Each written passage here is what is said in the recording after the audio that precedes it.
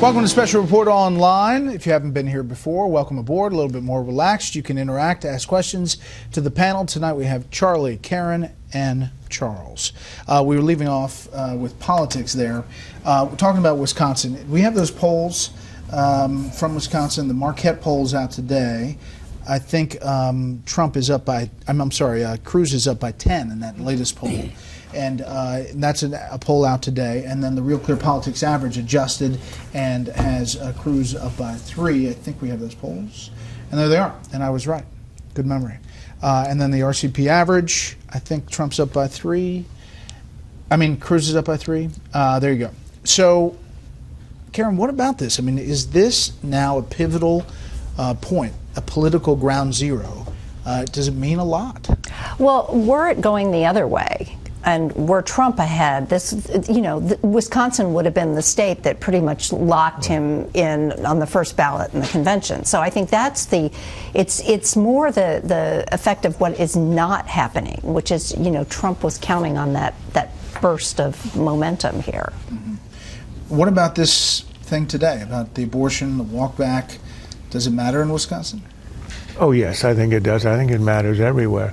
Decisively, no, I don't think it chips away at the Trump supporters, but it's the waverers, the ones who are undecided. Let's say the whole batch of people who supported the 14 other so-called establishment candidates who are gone, out there still floating, some of them attaching to Trump or Cruz or Kasich, and they're the ones who are in play. And this, the abortion is a visceral issue. On the other stuff, I think Charlie's right when he talked about education and health care. Yeah, you can make an allowance on that, but I think this is kind of shocking when Trump showed that he didn't really have a grasp of the issue.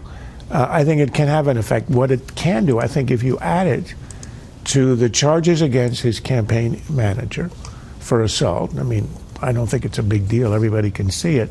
But nonetheless, it's reasonably unusual to have a campaign manager charged with assault, and you've got all the other stuff, the Cruz, the attacking the wives, which adds on to the women's issue that he's got, and the sort of the way he handled that, the way he talked about it, the way he said I didn't do it when he did it. I think you put them all together, you've got a moment where it could have an effect. But we have said this so many times that the default position has to be nothing will touch him.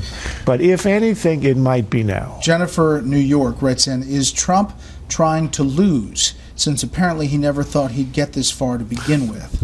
And that's very conspiratorial there. I don't think losing and Trump in the same sentence. Yeah, but if you went back 6 months or whatever, 8 months ago, and you looked at the gaffes and the things that he said that shocked all of us, we couldn't believe what he said about John McCain, and each time. I like the ones who weren't captured. Yeah. Each time he said one of those things, people sat around and said, he's trying to lose this thing, or he's trying, what is he doing? And obviously none of it stuck and none of it hurt him. Obviously, though, at this point in the game, he does need, it's very much about unifying the party at this point, and he's not, as you said, Charles, he's not going to unify the party by having these problems with the campaign manager and then with the abortion thing. All of that makes it very difficult for his former non-voters to come around to become actual voters. But on Wisconsin, I think that Wisconsin was going to be an uphill battle for him anyway. It's an unusual state. It's a state that I think tailors a lot more closely to a guy like Cruz. And now that Kasich is insisting on staying in the race, Kasich is going to draw a lot of support as well, or not a lot, but at least enough to make it very difficult for somebody like Trump to clean up there. But he does still have a couple of pretty big firewalls coming up, New York, California, some other Northeast states, big states with a lot of delegates, that he can still get over the hump. It doesn't, obviously he'd want to win Wisconsin, but and the important thing is that, can he keep Cruz below 50% if Cruz, in fact, is going to win. Right, to get the delegates. J.S. John says the abortion thing is a big deal with independents during the general election. And Karen, doesn't that become part of the story here? If Trump gets below 1237 and heads into Cleveland with not the majority of the delegates, isn't the case that Kasich's making about who can beat Hillary Clinton in the general election the one that gets echoed from the rafters in Cleveland? I think that's absolutely the case. I don't think necessarily, though, that abortion is going to be the issue that does that, because consistently we have seen that abortion is a voting issue much more for the anti-abortion side than it has ever really been for the abortion rights side. And unless, you know, there is a court case hanging in the balance or something very specific going on. But you know, right to lifers, they show up on that issue. Yeah. But but it does fit to have some people talk about the women issue for Trump. And the problem for Trump. And also at the convention, were it to get to a contested phase, you would have people saying, imagine this guy on the debate stage with Hillary Clinton. Charles. What you said about the fire is with the anti-abortion people. We saw that in Texas with Wendy Davis. She basically ran on a pro-abortion platform, and she was destroyed. And I think you're absolutely right. It has a lot more resonance with the opponents of abortion. I just think at this moment, you have to add all this stuff together. Trump has been immune to everything, but you do get a sense that it's, as you approach the finish line, as he really begins to appear as the nominee. I mean, 6 months ago, you could say, well, with McCain, this other stuff, he's a protest candidate, he's not going to last, there's a good ride. You could have all kinds of reasons to say, well, it gets shrugged off. When you get this close, and then, as you say, Karen, you imagine him on the stage with Hillary, he's a good debater, and then you say to yourself, well, you know, it isn't a laughing issue right now, that this could be a fatal issue in a debate. Listen, he's clearly outperformed where everybody thought he was going to be, right? But the Twitter comments haven't helped his perception, I don't think, across the board. I mean, I think that there were some people on the line who were ready to say in the Republican Party, all right, let's go, we're all in. Kick the table over. And then 100+ tweets about Megyn Kelly and Heidi Cruz and the picture retweeted and defending it on the town hall last night. I mean, it adds up, right? Yeah, he's a very smart guy. He's a very fast learner. He is the fastest learning candidate that we have seen at all in either party this cycle.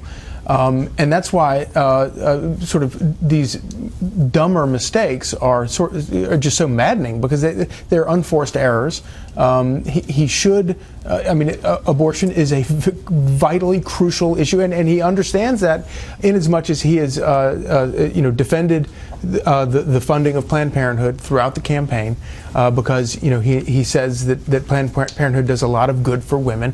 He clearly realizes this is some sort of issue that is vitally important to the campaign, and why it is that he hasn't done the homework on something as basic as what he got tripped up on today. Yeah. These are all mistakes he could fix. These are problems he could fix. Can we move the sound down from the other stuff that we didn't use? Okay, the Trump reaction on Lewandowski. This is his talk about his campaign manager today, and how he has turned this issue now in front of audiences that he's talking to. When they go to Kasich, what would you do? I would fire him. They go to Ted Cruz. I would fire him. Folks, as your president, you need somebody that's going to be loyal to the country and to yourselves. I mean, let's not talk about the substance of what happened and whether it was a big jerk or just a grab. He has turned that to, I'm sticking up for you and I am loyal. You know, Corey Lewandowski is Donald Trump's political kindred spirit. We should point out you wrote a long piece about Lewandowski today. I did, and I got to see their chemistry together. And, as different as they seem, the two of them have the exact same attitude toward how you run this race. And the other thing is that Corey Lewandowski is loyal to Donald Trump. And one thing that Donald Trump does do is repay loyalty. And this campaign is not that big. I mean, there's not that many people. It's Lewandowski, it's Trump, it's like 12 other people. One of the things he said to me, is our campaign headquarters in New York has 15 people. He said Hillary's has 600. And they're touting that as, right. And we're still outperforming. What about the fallout from all this stuff, the Michelle Field stuff? I'm not sure it's. People hate the press so much Exactly. that it's pretty hard to lose, no matter how many times you say stuff that, the camera shows isn't so. I don't think that really matters. In the end, if you say, I'm going up against the lying press, you generally win. Incidentally, this thing about lying Ted hasn't taken off. Low Energy worked real well with Jeb. Little Marco. Little Marco was devastating. And, he's got a way of locating your weak spot, but the Lion Ted just, I don't know whether it doesn't rhyme or whether people think it's Lion. I mean, that's a problem. It's got a homonym in there. That's a little bit of a distraction. But when, he's got a way of doing this, and as soon as he turns it against the press, I think he's okay. This is not the worst of the issues. Hyperthread says, why don't you tell the truth? Okay, keep on typing. What are we not telling the truth about? Others have typed in that they didn't think it was a big deal. This was just, they didn't think it was a huge incident. I guess where a lot of others come down is that their immediate response, Charlie, at the beginning of the whole thing was to say, it never happened, I didn't touch her, it never happened. But both sides, you had a highly volatile situation where the one thing that was clear was that nobody really knew what happened, and we saw all these, dozens of videos come out. Even the reporter herself didn't know what happened. She had to rely on the testimony of another reporter who was behind her, who said, "Yeah, Corey Lewandowski grabbed you and then whatever the phrase was, pulled you down or near to the ground or whatever." But what I've been so amazed about this is how quickly everybody ran to the ramparts, reporters, political people, everybody ran to the ramparts with absolute certainty that they knew what had happened. And we're finding out now that kind of everybody kind of got it wrong. Obviously, Lewandowski did touch her. She obviously didn't get thrown to the ground or near to the ground. Did not look like she'd been knocked off balance. But it's like a Rorschach test for where you stand on Donald Trump. And if you are his supporter, you immediately just blindly ran to this that nothing happened. And if you're somebody who cannot stand him, you blindly ran to the other side and said, "Oh, can you believe that he did this? He should be arrested and fired." Well, But how he reacted to it, though, was fairly telling. I mean, should this reporter have been touching me? What did she have in her hand? Could it have been a bomb? That was not his reaction at first. It changed. No, and Corey Lewandowski, when I interviewed him last Wednesday, was absolutely adamant that he had never met this woman, that he had never touched this woman, that this had never happened. So this is a very different story than what they say now. And listen, I don't want to spend any more time on it because we spent a panel on it, and I just got hammered for spending a panel on it. But it was news of the day, and we had to deal with it. But in the big issues of the world, it's not a huge deal, I guess. Is that fair? yeah, but I mean, look. But as of now, it's a legal case. There's a charge. I mean, it's not a big deal. I'm not exactly a Trumpite. But I never thought from the beginning of this, well, yeah, I like to shock the audiences with the astonishing. You have put some chips on. Oh, yeah. At the casino. Yeah, I know. Now I'm invested in Trump. And that's a dilemma. Where do I go? With my conscience or my money? I'm not sure. But, I never thought it was a big deal. Even looking at the film, if you're in a scrum with a candidate, you're not exactly sure what's going on, and you may interpret something as a lunge. I'd put out a hand and grab somebody if that were the case. I mean, it's not an indictable. I think at the time. I don't think it now. Indictable offense. I think assault is a bit of a stretch, but that's why it's an issue. It remains an issue. But all they had to do, all she wanted, I think, was an apology. But this sort of a character issue. All right, Hyperthread has come back. Why not point out Cruz is falsely saying that Trump pushed the tabloid story, the Inquirer story about alleging that Cruz had affairs with 5 women. First of all, a lot of emails and tweets about this. We have covered it. We did cover it, extensively covered it, had Ted Cruz's denial of it straight across the board. There are some people who say that denial is not strong enough. There are 2 ladies who have been identified, Katrina Pearson and what's the other woman on one of the 5 in the pictures. She's a contributor at CNN. And they have said that it's not true. We have not found anything else true about this, but we have covered it. That said, Ted Cruz is saying that he pushed the story. Trump denies that he pushed the Inquirer story and says it was the Marco Rubio people. Does this go anywhere? Well, I suppose, I mean, Another shoe drops. The D.C. Madam has Cruz's phone number or something. Then it becomes a big story. Yeah, I remember being at the New York Post when the National Enquirer was sniffing around about John Edwards, and everyone neatly dismissed it as being ridiculous because it's the National Enquirer, and then we all ended up eating crow much later. So, who knows? But this is not the conversation that Republicans want to be having right now. They want to get on to other things. I think Fridays we should have an additional segment every week after the candidate casino, the candidate bordello.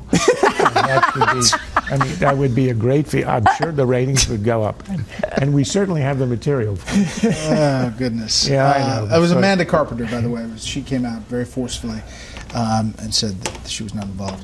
It is a surreal campaign, is it not? And I kind of wonder how any other campaign after that. I mean, how do we ever get back to normal in this? Is this the new normal? Well, I tell you what, Kanye 2020 is really going to be interesting. No, but nobody can do it like Trump. I mean, I don't think there will ever be a candidate like Trump because nobody else could do it. Marco tried to play Trump for 2 days, and he blew up. Requires a lot of energy to be Donald Trump. Can we do the High Clinton energy TV ad and Trump reacts to it? You got it? When some say we can solve America's problems by building walls, banning people based on their religion, and turning against each other, well, this is New York, and we know better.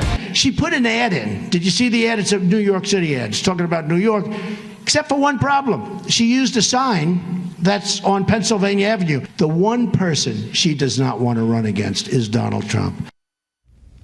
What about that? Well, for a lot of people, those solutions like building the wall and taking a very close look at the people that come in, immigration from countries where they have problems with terrorism. This makes a lot of sense. It sounds like common sense sort of stuff. And so for her to maybe that ad works in New York, but belittling those ideas and belittling people who hear those ideas and say, well, that's not a bad idea, I don't think is very effective for her in the general election. Most of that ad, we didn't show all of the ad, but it's Hillary Clinton, it seems like playing to better angels, trying to be optimistic about the future. Of course, she supported the fence, by the way. While a slight dig at Donald Trump with that sign shot. Are they preparing for this Donald Trump race? I couldn't tell whether this was preparing for the general or this was trying to pivot away from Wisconsin and go and move right on to New York because she's likely to get some bad news in Wisconsin against Bernie Sanders. And he's on a bit of a streak. He refuses to die. For her, I can imagine. She's putting a stake and it's just not working. Keeps getting up next Tuesday. I do think, look, in the end, if she loses New York, I think for the first time, I would think that there's a chance she could lose to him. I've never thought it's possible, and probably... You've never put a chip on him. I've never put $1 on Sanders, and I'm proud of it. But I may regret it. I've regretted a lot of stuff at the casino. I'm now up to opioids. Well, that tells you something. But, if Sanders beats her on her home turf, she has the superdelegates. But they are not bound. I mean, in the end, if she gets landslided here and there and everywhere, the superdelegates are not going to be able to stay with her. Hey, she had the superdelegates in 2008, too. Yeah, exactly. But they had begun shifting by now because President Obama, then Senator Obama was attractive. Yeah, he was a juggernaut by this. But I mean, if she's a wreckage and she's losing to this, 74-year-old guy who I can't resist, honeymooned in the Soviet Union, they're going to have to think twice. Where do you think this email investigation is? I mean, we are now on our second judge who is allowing discovery on the Judicial Watch. That includes interviews, possibly. The FBI is said to be getting ready to interview her. We had the original reporting of 147 federal agents working on it has been scaled back to about 50. But where do we think that is? You know, I think they're trying to move this as quickly as they can. The other part of the Washington Post story was that. I mean, they want to sort of clear this away as much as they can with as much daylight between this and the election. Can they? I get the impression that this is so explosive for them either way that if they can drag it out through the end of the year, that they'll get attacked for it, but that may be the lesser of two evils. If you're the FBI, you're the administration. I don't know. We keep hearing every week, we hear they're near, right? They're now doing X, Y, and Z. And it's an endless story. It's like Saturday Night Live and the death of Tito. He was dying forever, and in the end he did, but I'm not sure it's going to happen before Election Day. Nothing that this White House does is not politically motivated. And what I can't figure out is what the White House's strategy is on this. On the one hand, we hear that they're pressing forward with the investigation as fast as possible. On the other hand, you have President Obama saying, at least behind closed doors, that it's time to rally behind Hillary Clinton. What is that? He's putting two things on a huge collision course, unless there's some other motive or some other factor that we just don't know about. Listen, if Bernie Sanders continues to gain delegates and have wins, even sporadically, all the talk is about Cleveland and how fractious it's going to be. Philadelphia is not going to be a Tea Party. I mean, it's not going to be like tea and crumpets. It's going to be a little fractious, too. Yeah, and I wonder what, assuming he doesn't get the nomination, but that he shows up with a lot of delegates on that convention floor, I do wonder what he is going to be asking for. What's his demand? And, whether it is some kind of commitment of the, types of people she would put in policy-making positions in her administration, that they wouldn't be just all Wall Street people or something. But at some point, the storyline is going to become, what does Bernie want? He could be ambassador to Cuba. No, Obama would be. Well, sorry about that. No, if you were him, if you're Bernie, and I think what you would ask for is to have a major say in picking the number two. If you're looking for a legacy, we're talking about inheritance, it's not going to be you. But let's say he says, I insist on Elizabeth Warren or something. I mean, or somebody that he trusts, he thinks will carry on his kind of sort of democratic socialism. I think that he'd get a big speech, and he'd get that. That would be a lot. That would be a legacy. Linda writes, whatever happened to Trey Gowdy's committee hearings? Is that all over? No, Linda, it's not. In fact, they are wrapping up soon.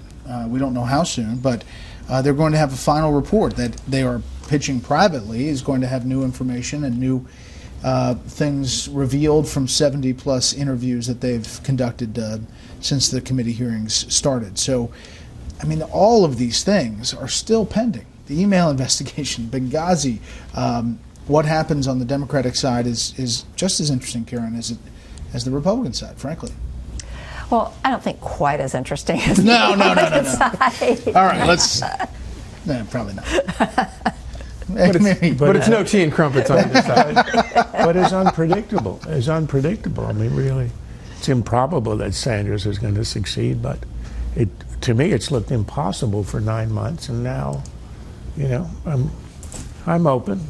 I don't see how foreign policy becomes a huge driving issue, except through more terrorist attacks or the ones that we have going on right now. And the real problem for Hillary Clinton is that a lot of these fires that are burning around the world can be laid at her feet fairly, and you know, and not only you know because of her tenure at Secretary of State, but also because you know she is basically running for President Obama's third term. Yeah, I mean that's why Republicans were licking their chops originally about the prospect, but now it seems she has the upper hand, at least with the people possibly facing her, at least right now. But that's just the beginning. Last thing, Rich from Michigan, could Bernie ever get the VP nod? I hate to say this because it's ageist, but it's impossible. Yeah. But he would pick, you know, pick a Joshua who crosses the Jordan for you. That's what I would do if I were him. You go up on Mount Nebo, you know, you meditate, you have a good time, you relax, you read a lot, and you send a young guy to be your vice president. And obviously, the number two is the person who inherits the party. At the end, if your number one is successful, that's the history of the country. So that's what I would do.